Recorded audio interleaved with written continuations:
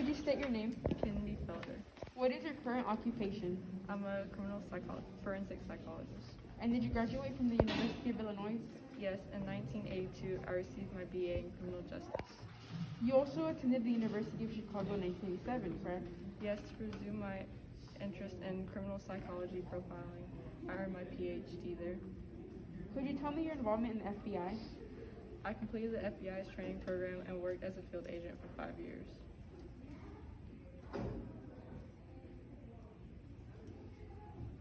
And after 21 years of a profiler, you have decided to take a step back from field work and accept a teaching position with the NCAVC, correct? Yes.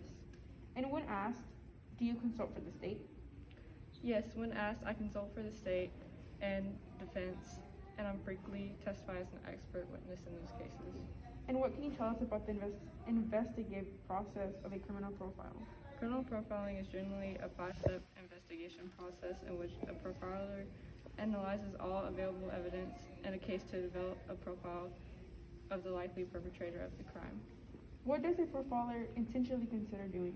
First, a profiler considers the specific type of criminal act, comparing it to similar crimes in the past. After the profiler considers the specific type of criminal act, what subsequently happens? Next, the profiler conducts a detailed analysis of the crime scene in order to determine how the crime was committed. What factors contribute to the identifying a criminal?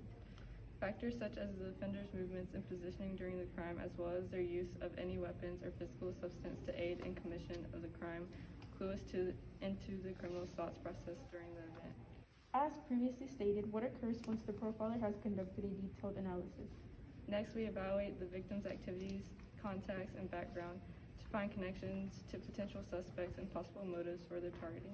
Furthermore, what is the next step in proceeding with this analysis? In the process, we analyze physical and testimonial evidence with the objective of determining possible and probable motives. Finally, after putting all this information and evidence together, what is produced? We produce a full profile of the criminal, and depending on the extent of the evidence, the profile may include information about height, build, background, intelligence, drug use, or a host of other factors specific to the probable perpetrator. How did you first begin your research for this investigation?